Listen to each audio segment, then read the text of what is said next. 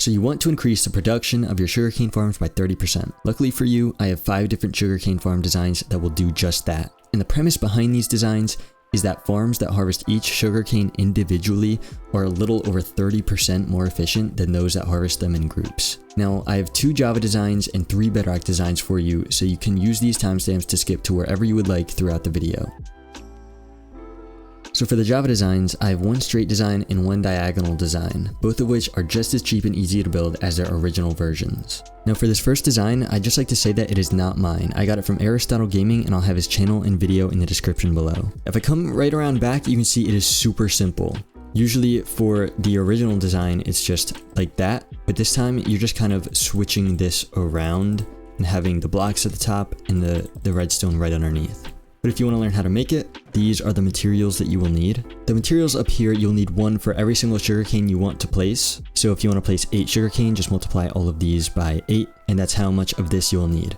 These are just items that you should have. You'll need 2 chests, some buckets so you can make an infinite water source, and a bunch of glass, and some building blocks. Now you can start off by mining a hole just like this, and then mining an extra layer right down here, and then adding some room for the chest. So now we can go ahead and place the chest there and link up some of these hoppers.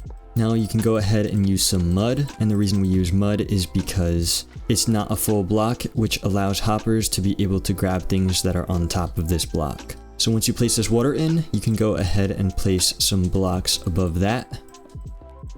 And then on top of these blocks, go ahead and place your pistons, and then come around back and place observers on top of all of the pistons. Now once you have done that, go ahead and place blocks right here and on the top row as well. And now you can just fill in this middle row with redstone. So now if we go ahead and plant our sugarcane, you can see that if a sugarcane fully grows, it will only harvest that singular block. But now to finish the design, you can just go ahead and cover it all up with some glass. And just like that, it's complete. And now all you have to do is wait, and it will start to fill up with sugarcane. Now onto the diagonal design. If we come right on back, we can see that it is also super simple.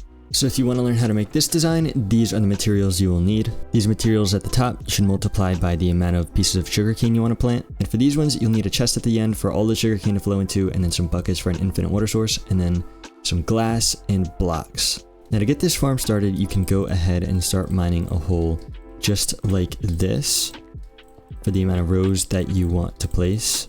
And once you finish that, go ahead and mine this portion 1 block lower so we have room for our hoppers and chests. Now we can go ahead and place our chest and then link up hoppers to that. Now once you have all the hoppers in, you can go ahead and place mud in a diagonal just like this. And then fill in these holes with water. After that, you can go ahead and place solid blocks on top of these water sources, and then on top of those, you can place pistons. And then if you come right around back, you can place observers, just like this, on top of all of the pistons.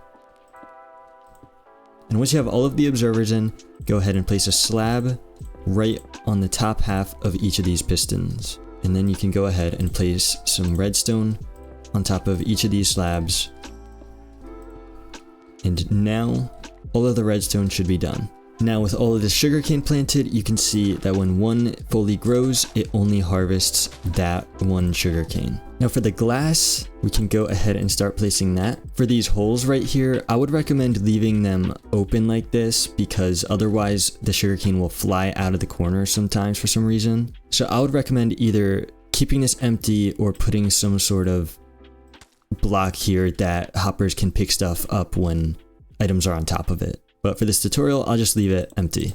And once I get over to this chest over here, I would recommend breaking some blocks right here and putting a piece of glass right here, just in case any sugarcane somehow flies out here and lands onto the chest. It'll instead land in this hopper. And once we get the walls on, we can go ahead and cover the top with glass. And that is this farm complete. Now with this farm complete, that concludes the Java portion of the tutorial. For the Bedrock designs, I have 2 straight designs and 1 diagonal design.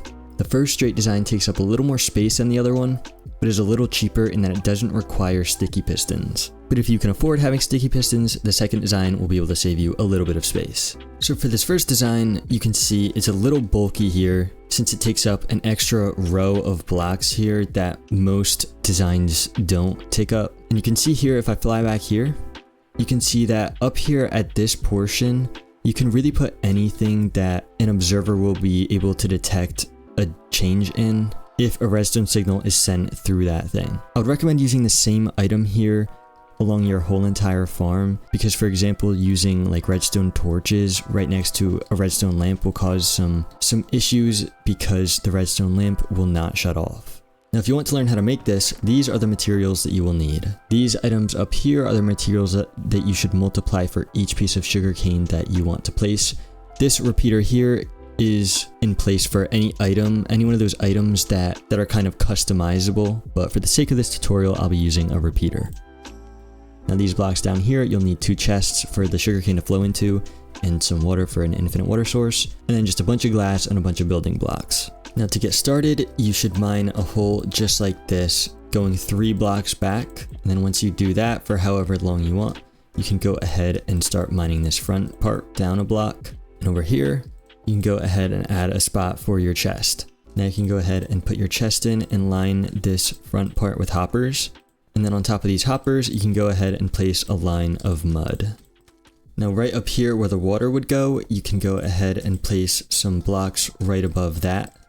And then on top of that row, you can place some pistons. And if you come around back, you can place some observers on top of those pistons. Behind these observers, you can place a row of blocks. And you'll have to place an extra block for this, but you're going to want to come down here and place a line of observers so that the redstone pulse is shot downwards. Now you can go ahead and fill this portion up with water right underneath these blocks right here, right next to the mud, and then put a line of blocks right here to block off that water. And on top of those blocks, you can place some repeaters aiming towards the pistons, and right behind these repeaters, you place one more line of blocks.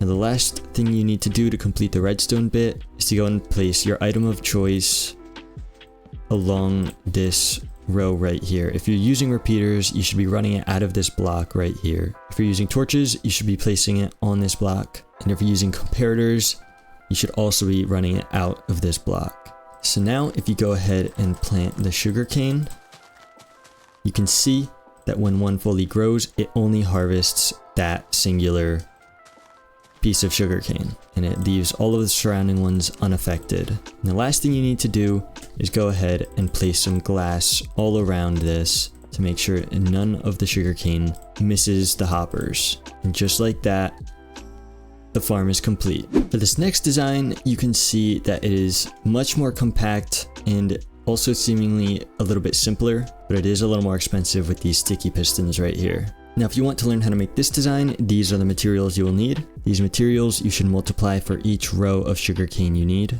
And in this row, you'll need 2 chests for the sugarcane to flow into, some water buckets for an infinite water source, and some glass and building blocks. Now to start off this build, you can start by mining some holes just like this with rows that are too long, and then you can mine out this portion a little lower right here and add room for a chest. And down here, you can place a chest and fill in the rest of this line with hoppers. Once you've done all that, you can go ahead and place some mud right here on top of the hoppers and water right next to it.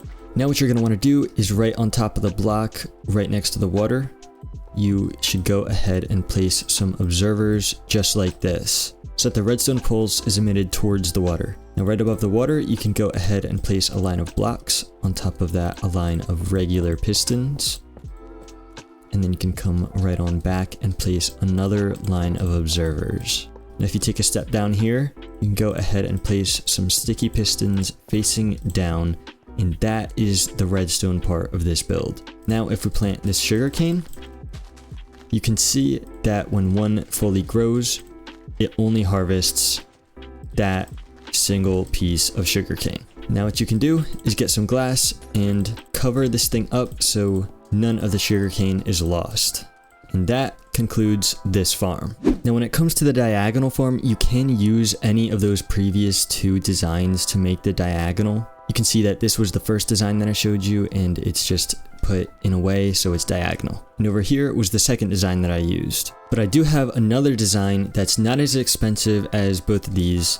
It takes up a little more room than this one, but not by much. It doesn't take up as much room as this one. So if I come over here, you can see this is much cheaper than the other 2 because it doesn't need any sticky pistons and not very many repeaters. Now to make this design, these are the materials that you will need. For these materials up here, you should multiply them for each row of sugarcane that you want to plant. And for these ones down here, you'll need the chests for the sugarcane to flow into, the water for an infinite water source, and then just a bunch of glass and a bunch of building blocks. So to start off this build, you can start by mining 4 blocks like this, and then mining 5 blocks just like this for all of the other rows. So once you mine that out, you can go ahead and mine out where the hoppers will be going right along this front wall right here. And once you have that dug out, you can mine a spot for your chest to go. Now you can go ahead and place your chest and fill in this line with hoppers. Now once we've put in all the hoppers, we should go ahead and place some mud in this diagonal just like this. And before we put in any of the water, we should first place these blocks up here, right on top of where the water is supposed to go. And now with these blocks in, we can place our pistons just like this. And with the pistons in, we can come right around back and place observers onto all of these pistons. Once you have all of these top observers in, you can come right down here and start placing some observers down here so that the redstone is emitted below them. And now that all of these observers are placed in, you can go ahead and start placing water on all of these diagonal blocks along the mud. And now that all the water's in, you can go ahead and refill these blocks. We're almost done with the redstone bit. Now all we need to do is place redstone underneath and on top of all of these observers. And then in order to make sure that these redstone bits only power the piston in front of it and not the ones next to it, we need to place a repeater so that it directs the redstone only into the block in front of it. And so now the redstone bit is all done. So if we go ahead and place sugarcane, you can see that when one fully grows, it only harvests that one. For the glass part, I would recommend leaving these hoppers open or with some sort of other non-full block right here, and also not covering it up with this glass. If it is covered up, sometimes the sugarcane will for some reason bust out of the glass and it's all really weird. So just make sure that the sugarcane can land in these hoppers. Over here, what you should do is mine little blocks out like that, and then go ahead and place glass right there so that no sugarcane can land on top of the chest and not be picked up by any hoppers. And then you can go ahead and fill in the rest of this with glass. And that concludes this farm. So the reason this works is actually quite simple. Basically, for a piece of sugarcane to grow to the next level, it needs to experience 16 random ticks. So when you harvest all of the sugarcane at once, that means that all of the sugarcane is typically all at around the same stage. So when one sugarcane is about to grow to its last stage, so is all of the rest of the sugarcane around it. So one piece of sugarcane, it may have just hit 16 ticks to grow to its max stage, but all of the rest of the sugarcane, they could be in the 14s, 15s. So when they're harvested at that number, it completely wasted all of that time that it took to grow to the last stage, and it resets back to 0. So basically, you pretty much waited for it to fully grow, but then harvested it right before it could finish growing. But when you harvest them individually, it doesn't reset those random ticks that all of the surrounding ones have acquired, and therefore it results in faster production. I hope you all learned something or found this tutorial useful, and if you did, make sure to like and subscribe for more future tutorials. But anyway, that's it. Have a wonderful day.